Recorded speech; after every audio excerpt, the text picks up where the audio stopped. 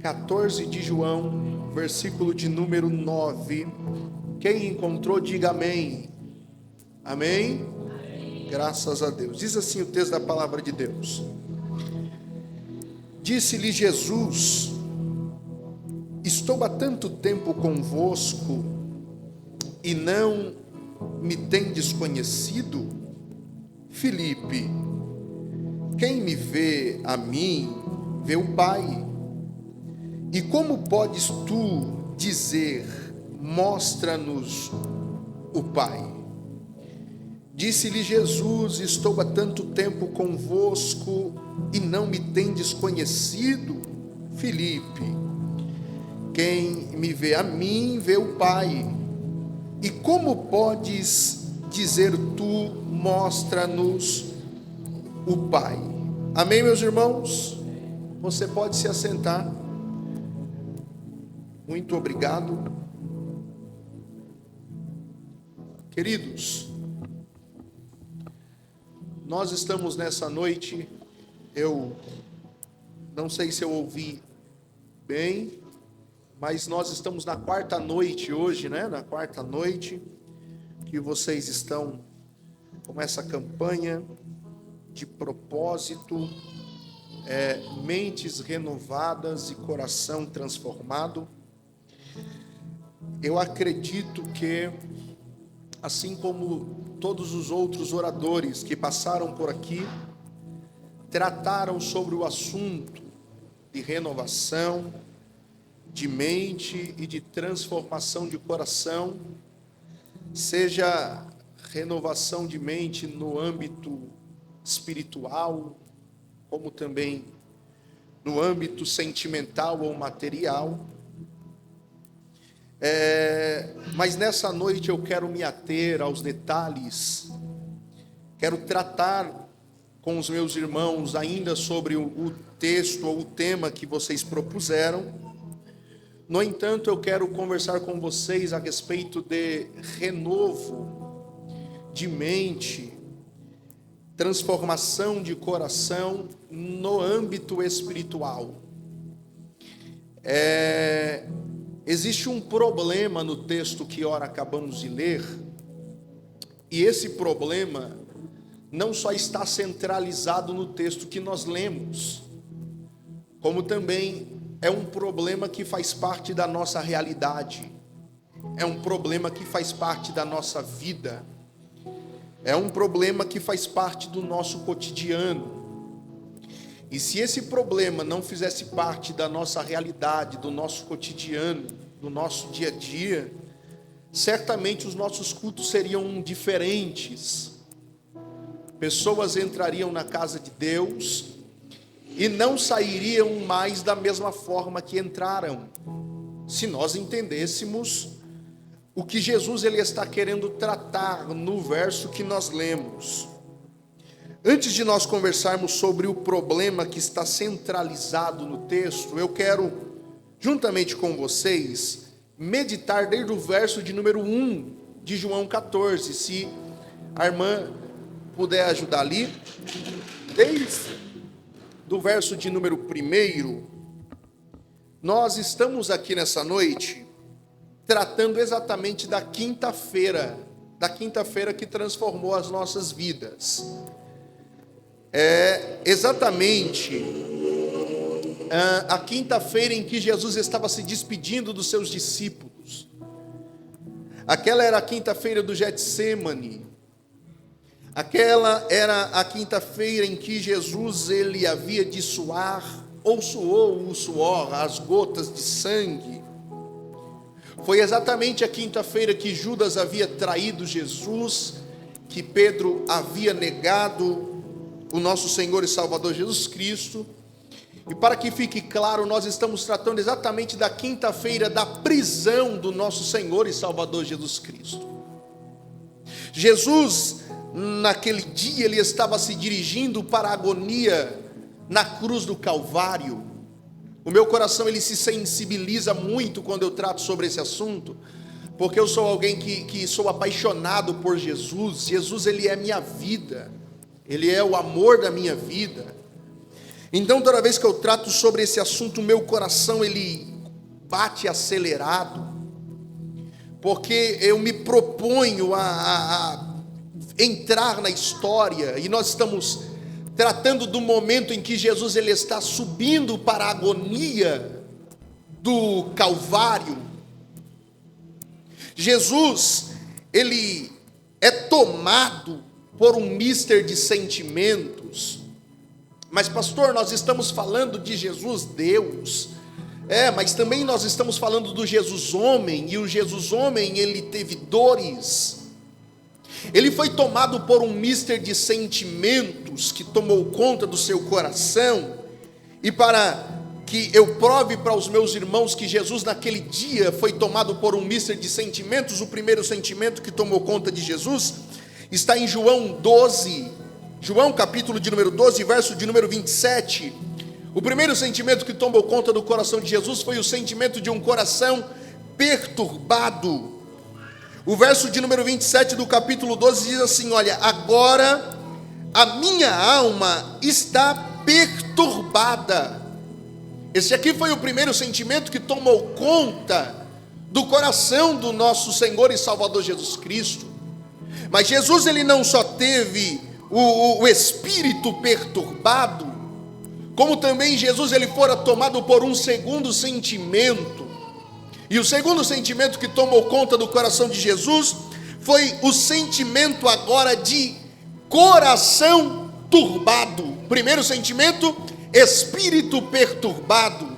Segundo sentimento, coração turbado. Para provar para os meus irmãos, João capítulo 13, verso de número 21, Jesus mesmo ele vai dizer bem assim, olha, tendo Jesus dito isso, turbou-se em espírito. Esse aqui foi o segundo sentimento que toma conta do coração de Jesus.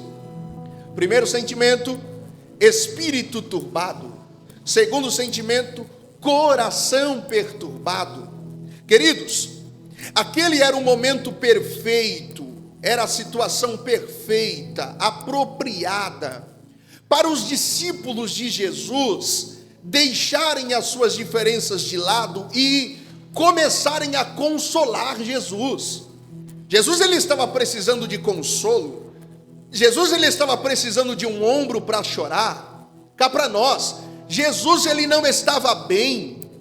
Ele precisava de alguém para ao menos dar o ombro para que ele chorasse. Mas olha só, o porquê pastor, que isso não aconteceu? Não aconteceu porque os discípulos de Jesus também foram tomados por um mister de sentimentos. Os discípulos de Jesus também foi tomado por aquela situação, e o momento para eles também não foi um dos melhores momentos. Os discípulos também foi tomado por um mister de sentimentos, e o primeiro sentimento que toma conta do coração dos discípulos foi o sentimento de tristeza. Tristeza por quê, pastor? Porque Jesus ele tinha acabado de anunciar a sua partida. Essa realidade não conseguiu entrar na mente e no coração dos discípulos, então eles estavam tristes agora. Só que eles não só foram tomados pela tristeza, como também eles estavam envergonhados. Olha só, os discípulos de Jesus foram tomados pela vergonha. Vergonha por quê? Porque algumas horas antes, na mesa da Santa Ceia, foi levantada uma questão. A questão é, quero ver quem tem coragem aqui entre nós de perguntar para Jesus quem é o maior dentre nós. Queridos, e olha só, o momento nem era para esse. O momento era para aproveitar o momento com Jesus. Porque Jesus mesmo naquela noite diz assim, olha, eu estava ansioso para viver esse momento com vocês. Jesus ele estava ansioso para viver aquele momento, aquela última Santa Ceia com os discípulos, e eles estavam ansiosos para saber quem era o maior dentre eles. Então, bateu a vergonha, só que eles não só estavam envergonhados, como também a história vai dizer que eles estavam perplexos. Perplexos por quê? Porque Jesus tinha acabado de dizer, ou de anunciar que alguém, ou algum dentre eles negaria, e outro trairia. Então eles estavam perplexos. Só que eles não só estavam perplexos, como eles também estavam vacilantes na fé. Vacilantes na fé, por quê, pastor? Porque exatamente a realidade de ter seguido um homem por 3 anos e meio, esse homem se dará aos caprichos de ser entregue, de deixar com que as pessoas te chicoteiem, que cuspam em você. Essa ideia não entrou na mente dos discípulos. Só que, olha só, gente, Jesus ele foi tomado por um mister de sentimentos, sim ou não? Vou perguntar, os irmãos respondem, porque tem muita gente para pouca resposta. Jesus ele foi tomado por um mister de sentimentos, sim ou não? Foi tomado por um mister de sentimentos. Os discípulos foram tomados por um mister de sentimentos, sim ou não?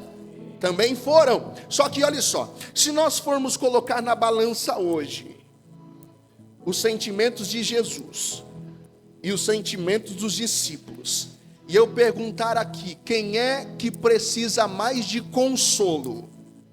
É Jesus ou é os discípulos? Jesus é quem vai sofrer na pele tudo o que ele sofreu. Os discípulos estarão de longe vivendo toda a situação.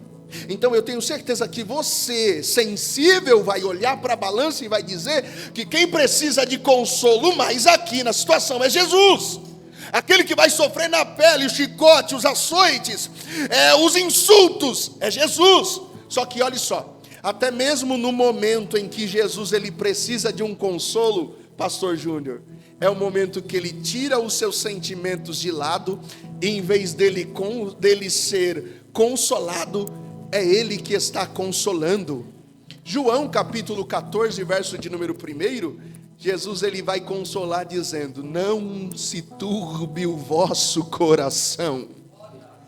Credes em Deus. Jesus ele está dizendo assim: olha, a receita para um coração turbado é crer. Crer em quem? Crer em Deus. Não só em Deus, mas credes também em mim.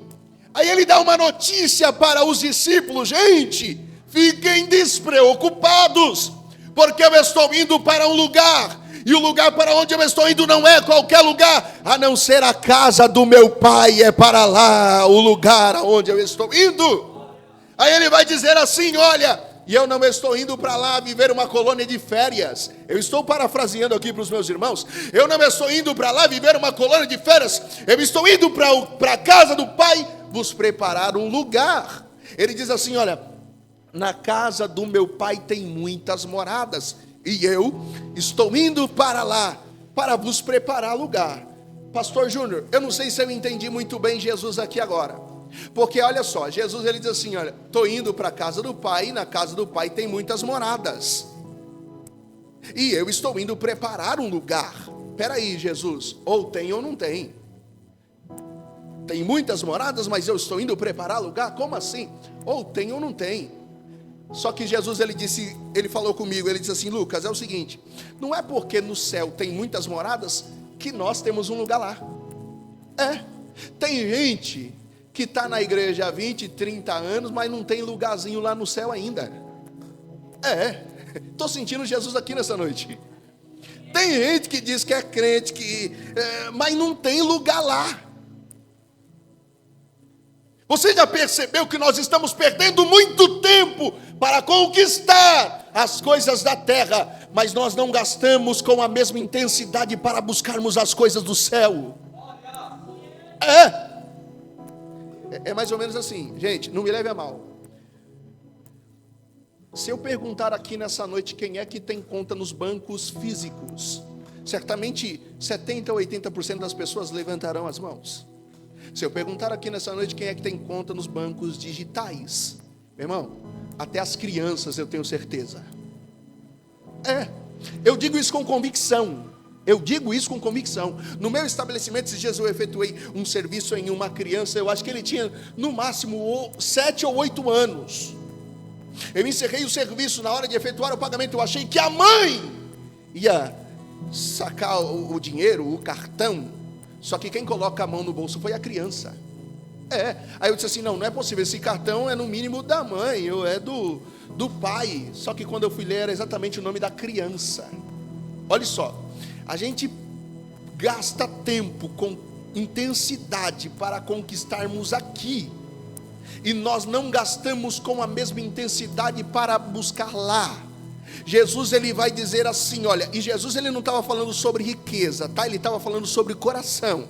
Mas Jesus ele vai dizer mais ou menos assim, olha, não ajunteis tesouro na terra, aonde o ferrugem e a traça consome, mas ajuntais um tesouro no céu, porque lá o ferrugem e a traça não terá capacidade de consumir.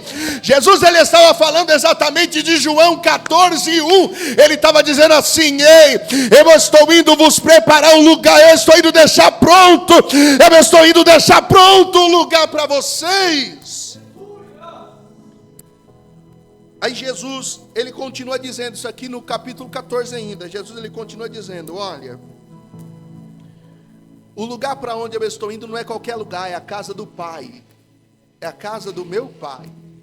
Vocês conhecem o lugar para onde eu estou indo. Gente, aí o fato de Jesus ter dito, olha, vocês conhecem o lugar para onde eu estou indo, trouxe uma curiosidade no coração dos discípulos, e um corajoso resolveu perguntar, ou resolveu afirmar, Jesus, é o seguinte, o Senhor acabou de dizer que nós conhecemos o lugar para onde o Senhor está indo, mas posso dizer uma coisa? Nós não conhecemos. Faz o seguinte, para que fique fácil para o Senhor e para que fique fácil para a gente, é só mostrar o caminho, que isso já basta. Aí nós estamos falando de Tomé aqui, tá? Jesus ele olha para Tomé e diz assim, Tomé, não acredito não acredito que tu disse isso, que você disse que não conhece o caminho. Ô Tomé, eu sou o caminho, eu sou a verdade, eu sou a vida. Queridos, e Jesus quando disse ser o caminho, Jesus não estava mentindo não, ou estava? Jesus não estava mentindo. Quando Jesus ele disse ser o caminho, Jesus ele estava afirmando exatamente o que João disse no capítulo de número 1 e verso de número 18 do evangelho que leva o seu nome. Olha só o que João ele vai dizer: Deus nunca foi visto por alguém, o Filho unigênito que está no seio do Pai, esse o fez conhecer. João ele estava dizendo, Jesus é exatamente o caminho que nos leva a Deus. Jesus é exatamente o caminho que nos leva a conhecer o Pai. Gente, eu vou simplificar para que fique melhor. Sabe quem é Jesus? E não é comparando não, mas é para que fique fácil. Sabe quando você vai viajar, que você não conhece a estrada, você não conhece o percurso, você não conhece o caminho, aí você vai recorrer à tecnologia. Você pega o celular, abre o aplicativo do GPS, coloca o endereço e só espera a vozinha começar a falar.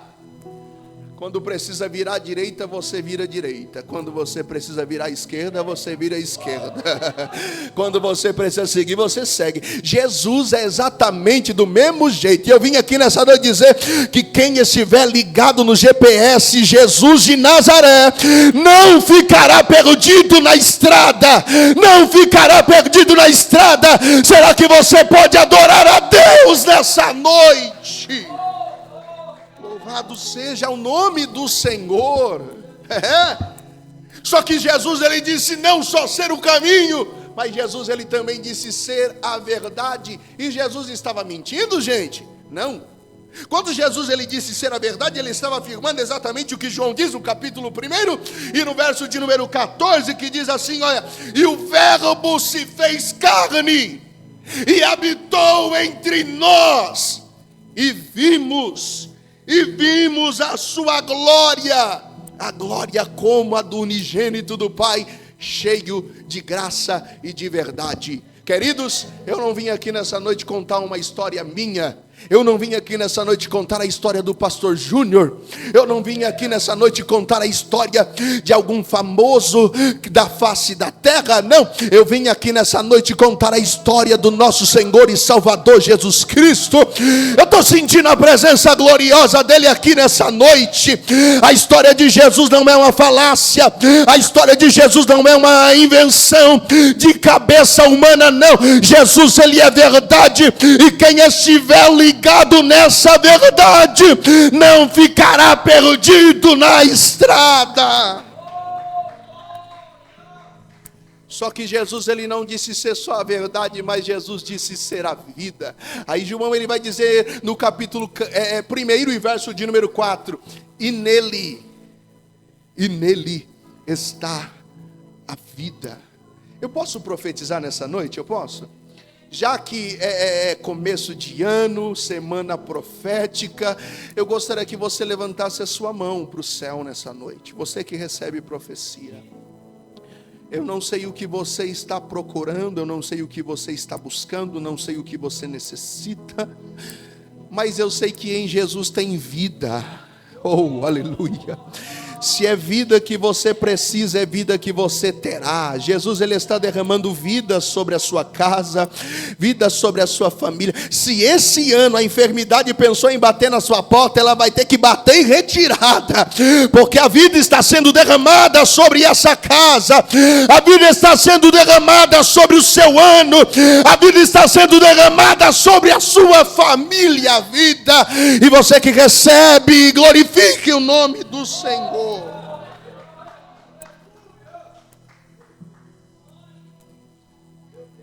Jesus, ele aproveita o momento. Estou sentindo Deus aqui, pastor Jorge. Jesus, ele aproveita o momento para dar um puxão de orelha nos discípulos. Espera aí, gente, como é que vocês estão dizendo que não conhecem o caminho? Eu estou percebendo que vocês andaram comigo 3 anos e meio e não aproveitaram nada. Se vocês tivessem aproveitado o momento, certamente vocês teriam percebido que eu e o Pai somos um. Eu não vou entrar no mérito teológico, mas enquanto Jesus está dizendo assim, enquanto nós estávamos juntos, se vocês tivessem percebido que eu e o Pai somos um, trouxe uma curiosidade no coração de outro discípulo, a ponto desse discípulo, Filipe, olhar para Jesus e falar: Senhor, eu não sei se eu preciso passar no Dr. Júnior para trocar o óculos, mas não está claro. O Senhor está dizendo que quando olhamos para o Senhor, em vez de ver um, ver dois, não está claro. Eu posso ser claro para o Senhor quando eu estou olhando para o Senhor, em vez de ver dois, eu vejo só um. Vamos fazer o seguinte, Jesus, para que fique fácil para o Senhor e para a gente, mostra-nos o Pai. Isso está no verso 8. Mostra-nos o Pai, Jesus. É isso, já basta. Aí Jesus, ele vai olhar para Filipe e vai dizer: Filipe, verso 9, o verso que nós lemos: Filipe, estou há tanto tempo convosco e tu não me conheceis? Filipe, quem vê a mim, vê o Pai. E como podes dizer, mostra-nos o Pai? Eu disse para os meus irmãos que nesse texto existia um grande problema e que esse problema faz parte da nossa realidade, sim ou não? Existe um problema que faz parte dos nossos cultos. É doloroso em dizer isso, mas faz parte dos nossos cultos. Pastor, qual é o problema que faz parte do texto e que também faz parte dos nossos cultos? Gente, é simples.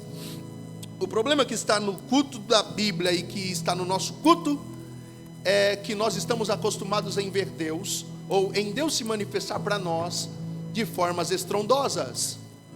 Vou dizer de novo, nós estamos acostumados em Deus se manifestar para nós em formas estrondosas.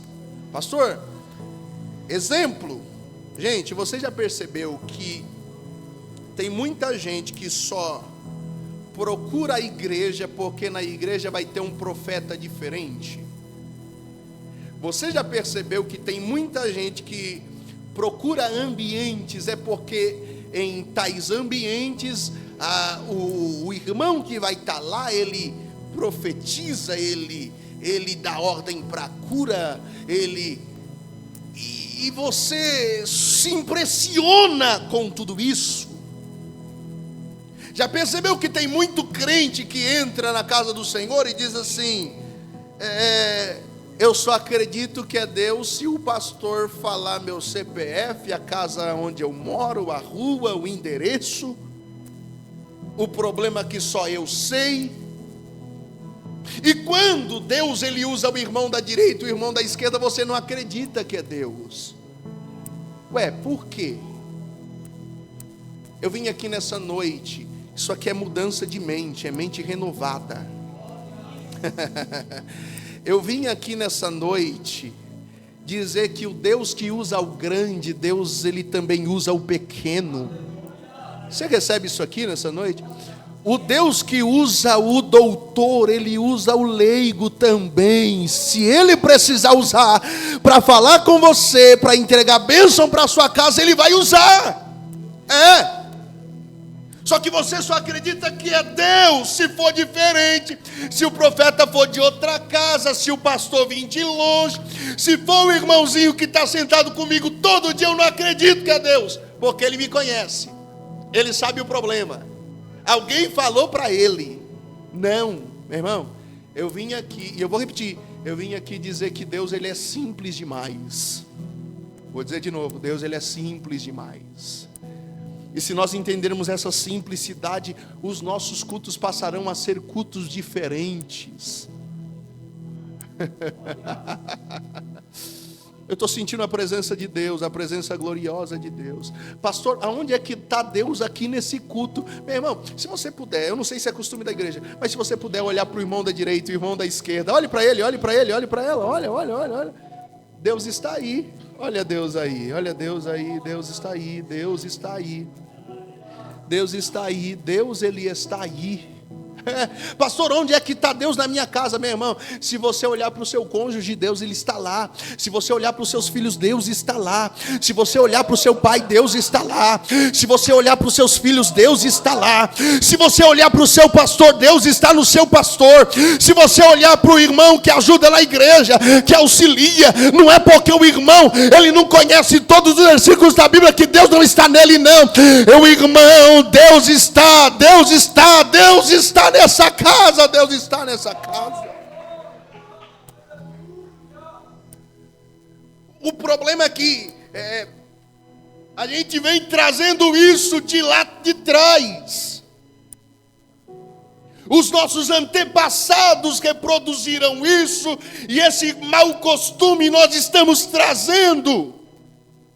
Vocês se lembram de Elias em 1 Reis, capítulo de número 19? O texto sagrado vai dizer que Elias estava dentro de uma caverna. Deus, ele disse assim: Elias, se apronta, porque eu vou falar com você. No coração de Elias, certamente ele disse: agora é que Deus vai me surpreender. Eu nunca vi Deus falhar, ele vai me surpreender. Aí o texto sagrado vai dizer que aonde Elias estava, um grande e forte vento apareceu. O vento ele foi tão forte que foi suficiente para quebrar as penhas. Só que olhe só, o vento passou e Deus em silêncio. Depois do vento, um terremoto. A história vai dizer que o terremoto abalou as estruturas do lugar aonde Elias estava. Só que o terremoto acalmou e Deus em silêncio. No mesmo lugar onde passou o vento, passou o terremoto, o texto sagrado vai dizer que acendeu-se um fogo. Eu tenho certeza que no coração de Elias alguma coisa disse: agora Deus vai falar. Eu lembro quando Deus ele falou com Moisés por intermédio da sarça. Agora Deus fala. Só que o texto diz que o fogo acendeu, apagou e Deus em silêncio. Só que no mesmo lugar, gente, onde passou um vento, um terremoto, um fogo, foi o mesmo lugar onde passou uma brisa suave. Aleluia. E o texto sagrado vai dizer que essa brisa suave trouxe a voz de Deus para o coração de Elias. Aleluias. Você levanta a mão nessa noite, levanta a mão. Uma brisa suave está passando sobre a sua casa nessa noite. Tem alguém que está dizendo da onde é que está vindo. Jesus, ele veio aqui nessa noite dizer: você não precisa saber da onde está vindo, só viva o milagre que eu vou fazer na sua vida, na sua casa, na sua família. A brisa suave está colocando tudo no seu devido lugar hoje. Seja consolado pela presença de Deus, seja renovado pela presença de Deus, seja transformado pela presença de Deus. O milagre que você precisa, a brisa suave que vem da parte do Senhor está trazendo para a sua casa, para você, para a sua família hoje. Louvado seja o nome do Senhor. Aleluia. Eu já disse isso em alguns lugares, eu vou dizer aqui. Teve um dia, meu irmão, porque não é porque nós estamos na frente do trabalho, não é porque nós estamos pregando a palavra do Senhor, não é porque nós estamos em evidências em alguns lugares que nós não temos aquele momento difícil, aquela vontade de parar, a vontade de desistir.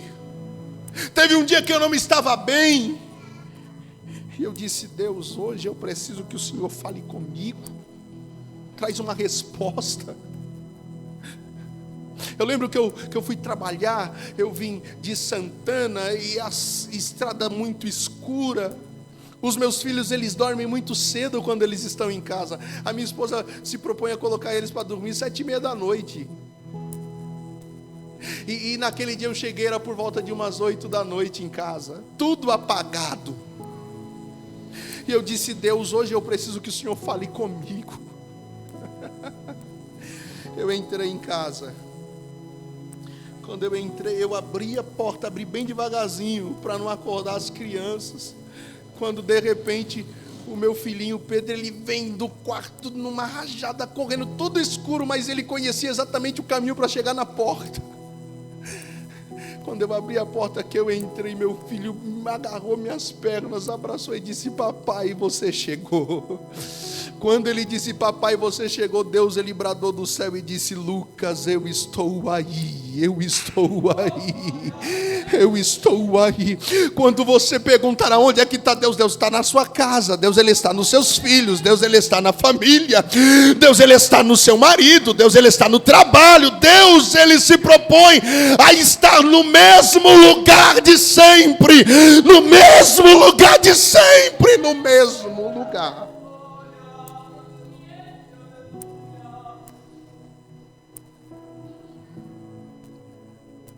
Teve uma irmã que ela foi para um culto uma vez, recém-casada, e ela disse: Deus, eu quero um filho. E Deus não falha. Você já viu Deus falhar? Não, Deus não falha. E essa irmã recém-casada disse: Deus, quero um filho. Deus, eu quero um filho, quero um filho. E Deus não falha, Deus deu um filho para ela, e uma linda filha, por sinal. Só que quando essa criança completou 2 anos de idade, ela foi acometida por uma enfermidade.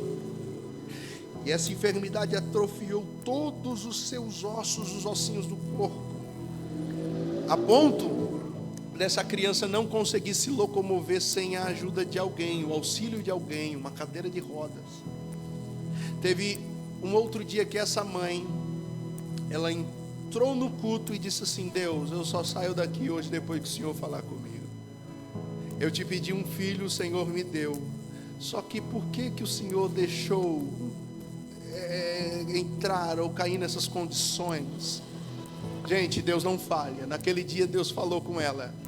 Antes do culto acabado, o pastor da bênção apostólica, o pastor olhou para ela e disse assim: minha irmã, amanhã, 9 da manhã, Deus, ele vai te visitar. Só que ele disse assim: olha, só que ainda hoje, vá para casa, limpe toda a casa. Pós limpar a casa, eu não sei aonde a senhora vai encontrar, mas saia na rua, compre vasos e flores e encha a sua casa de vasos e flores, todos os cantos da casa. E amanhã, próximo das 9, abra a janela, porque 9 horas Deus ele vai te visitar. Meu irmão, essa irmã foi para casa, limpou toda a casa, saiu para comprar vasos de flores, conseguiu encontrar, tarde da noite, conseguiu encontrar vasos de flores, comprou, encheu a casa de vasos de flores. Ela foi dormir porque ela não poderia atrasar no outro dia de manhã. Quando deu no outro dia, próximo das 9, ela levantou, arrumou a filhinha, colocou sentada no sofá e disse assim: olha, fique aqui porque já já Deus ele vai nos visitar. Ela abriu a janela, porque essa também foi a ordem de Deus. Sentou no sofá e ficou esperando dar 9 horas de relógio. Gente, quando deu 9 horas, essa irmã achou que alguém tocaria a campainha. Só que a campainha não tocou. Possivelmente falhou. Se a campainha não tocou, certamente alguém vai bater na porta. Só que ninguém bateu na porta. Se ninguém bater na porta, sei lá, vai aparecer um fogo, uma fumaça que Deus ele vai se manifestar. Só que nada disso aconteceu. Lembra que Deus tinha dado uma ordem para ela abrir a janela? Ainda 9 horas de relógio, entrou um passarinho dentro da casa da irmã. E esse passarinho começou a voar dentro de casa. Lembra que Deus tinha dado a ordem para ela colocar vasos de flores nos cantos da casa? Pois é, o passarinho saiu voando, o pastor Jorge, pela casa. E de repente ele pousa em uma das plantas, das flores, e coloca o bico. Quando coloca o bico na flor, a filhinha que estava sentada do lado dela, um osso voltou ao normal. Quando o passarinho bicou a flor, saiu dessa flor, foi para outra, bicou de novo, outro osso voltou ao normal. E de repente a menina estava toda perfeita. Meu irmão, isso aqui é só para quem crê. Lá na sua casa o milagre será tão grande, mas tão grande, que alguém vai olhar para você e vai dizer: não dá para crer que Deus ele fez isso. É você que precisa acreditar no que Deus ele tem para fazer, e mais ninguém. E o milagre vai acontecer, o milagre vai se realizar, o impossível vai se concretizar na sua vida. Vai ser tão lindo a forma que Deus ele vai passar a se manifestar na sua vida, que a partir de hoje, isso aqui é mente renovada e coração transformado, tá? A partir de hoje você vai olhar e vai dizer assim: certamente Deus, eu só te conhecia de ouvir falar. Isso aqui é Jó que diz, viu? Certamente só te conhecia de ouvir falar. Mas Deus, o milagre foi tão grande, mas tão grande, que agora eu te conheço de andar tete a tete como o Senhor. Mais uma vez eu vou dizer, quando você perguntar aonde é que está Deus, Deus ele está aí. Deus ele está aqui. Deus ele está no seu pastor. Não precisa ser de fora. O mesmo Deus que usa o de fora usa o seu pastor. O mesmo Deus que usa o seu pastor usa o irmãozinho, aquele que você é mais próximo. Não, pastor, mas não dá para falar muito para ele não, que ele vacila muito, ele é muito fofoqueiro, ele vai contar o meu problema para outras pessoas. Meu irmão, Deus ele tem o poder de usar esse irmãozinho também. Deus ele tem poder de mudar a sua história, ele tem poder de transformar a sua vida, ele tem poder de transformar você. Eu posso orar? Levante a sua mão se você pode. Espírito de Deus, glorificado seja o seu santo nome, ó Deus, que nos proporcionou essa oportunidade de estarmos aqui. Eu sou o menor, ó Deus, dessa casa, e aqui o Senhor é o maior. Nós queremos louvar o seu santo nome, meu Deus, pela sua doce voz ministrada aos nossos corações. Talvez esse irmão, essa irmã, meu Deus, entrou aqui com dúvidas, entrou aqui, ó Deus, tentando, Deus, entender o momento, entender a situação. entendeu o porquê não fala, o porquê não acontece, o porquê, da onde é que está vindo essa bênção. Ó Deus, mas o Senhor é um Deus que esquadrinha o nosso coração, o nosso pensar. E certamente, ó Deus, o Senhor esclareceu as dúvidas desse irmão, dessa irmã nessa noite. E quando ele pensar em procurar fora, o Senhor se revelará do lado de dentro, meu Senhor. Essa é a nossa oração. Deus, que o Senhor comece a se movimentar na casa dele, na casa dela, usando o filho dele, a filha dela, o cônjuge, ó Deus, a família, meu Senhor Jesus Cristo.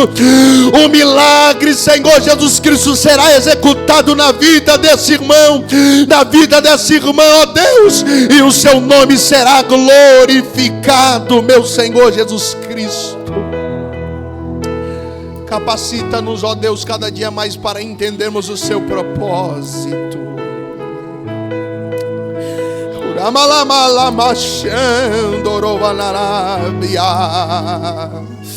Se entrou alguém aqui nessa noite, ó Deus, precisando de uma cura, eu quero profetizar a cura para a vida dele hoje.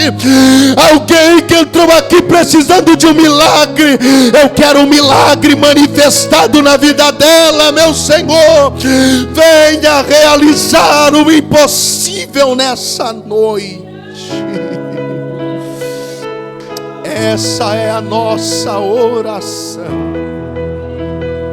porque nós te pedimos, meu Senhor, e te agradecemos em nome de Jesus. Será que você pode pegar na mão do seu irmão? Eu encerrei já, mas pegue na mão dele, pegue na mão dela, pegue na mão dele e diga para ele, diga para ela: Deus, Ele está aí, Deus, Ele está aí, Deus, Ele está aí. Que Deus o Cristo abençoe.